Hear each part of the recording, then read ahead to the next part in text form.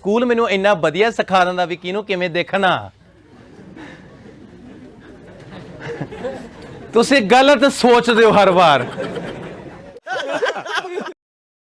ਪਤਾ ਕੀ ਹੁੰਦਾ ਦੇਖਣਾ, ਮੰਨ ਕੇ ਚਲੋ ਆਪਾਂ ਸਿਨੇਮਾ 'ਚ ਗਏ ਆ, ਮੂਵੀ ਦੇਖਣ ਗਏ ਆ, ਹਨਾ, ਬਸ ਸਿੱਧਾ ਜਿਵੇਂ ਦੇਖਿਓ ਮੈਂ ਤੁਹਾਡੇ ਕੈਮਰੇ 'ਚ ਦੇਖ ਰਿਹਾਗਾ ਆਹ ਚੀਜ਼, ਬਸ ਐਵੇਂ ਦੇਖਣਾ, ਨਾ ਇੱਧਰ ਦੇਖਣਾ ਨਾ ਉੱਧਰ ਦੇਖਣਾ। ਅੱਧੇ ਤਾਂ ਐਡੇ ਭੈੜੇ ਹੁੰਦੇ ਆ, ਕਹਿੰਦੇ ਸਿਨੇਮਾ ਦੇ ਵਿੱਚ ਨਾ ਆਪਣਾ ਪੈਸੇ ਦਿੱਤੇ ਆ, ਇੰਟਰਵਲ 'ਚ ਵੀ ਮਸ਼ਹੂਰੀਆਂ ਦੇਖਾਂਗੇ, ਪੈਸੇ ਦਿੱਤੇ ਆ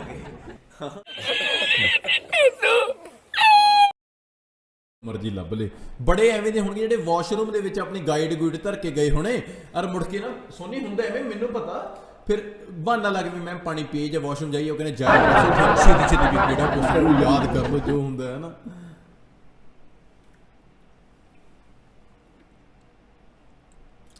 ਦੱਸ ਉਹਨਾਂ ਨੂੰ ਪ੍ਰਾਹੁਣਾ ਤੁਹਾਡਾ ਫੇਰ ਆ ਗਿਆ ਜਿਹੜੇ ਗੈਰ ਹਾਜ਼ਰੀ 'ਚ ਚੈਨਲ ਚਲਾਉਣ ਲੱਗ ਪਏ। ਵਾਓ ਨਾ ਨਾ ਭਰਾਵਾ, ਮੈਂ ਬੜਾ ਠੰਡਾ ਜਿਹਾ ਬੰਦਾ, ਮੈਂ ਤੁਹਾਡੇ ਨਾਲ ਹੱਸ ਖੇਡ ਕੇ ਨਾ ਮੇਰਾ ਮੂਡ ਬਹੁਤ ਵਧੀਆ ਹੁੰਦਾ ਹੈ, ਤੇ ਮੈਂ ਤੁਹਾਨੂੰ ਇੱਕ ਪਰਿਵਾਰ ਸਮਝ ਕੇ ਪੜਾਉਣਾ, ਤੇ ਮੈਨੂੰ ਆਹ ਖੁਸ਼ੀ ਬਹੁਤ ਹੈਗੀ।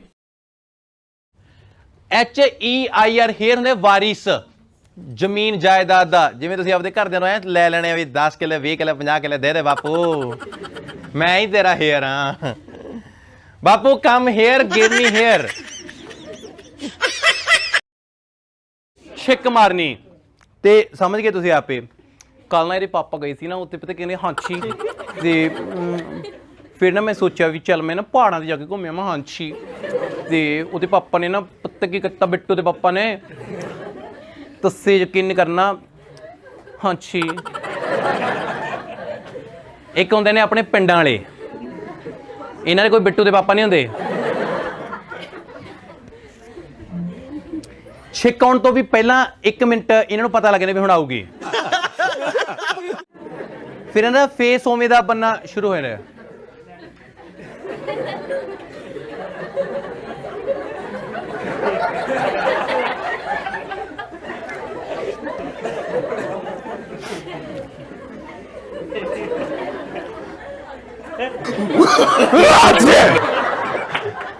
ਹਾਏ ਹਾਏ ਹਾਏ, ਕਿਸੇ ਨੂੰ ਪਿਆਰ ਕਰਦਾ, ਬਸ ਇਹ ਨਹੀਂ ਪਤਾ ਕੌਣ ਹੈ।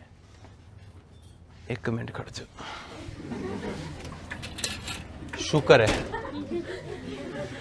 ਕਈ ਵਾਰ ਬਾਹਰੋਂ ਆਵਾਜ਼ ਆਉਂਦੀ ਵੀ ਕਰਾਵਾਂ ਪਿਆਰ ਤੈਨੂੰ,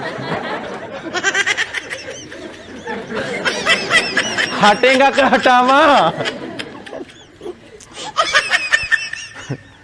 ਇੱਕ ਲੇਡੀ ਬਾਰ-ਬਾਰ ਇੱਕ ਜਗ੍ਹਾ ਤੇ ਸ਼ਾਪਿੰਗ ਕਰੀ ਜਾਵੇ, ਉਹਦਾ ਘਰ ਵਾਲਾ ਨੂੰ ਕਹਿੰਦਾ ਤੁਰਦੀਆਂ ਕਿ ਤੋਰਾਂ, ਬਸ ਫੇਰ ਨਹੀਂ ਰੁਕੀ ਕਿਤੇ।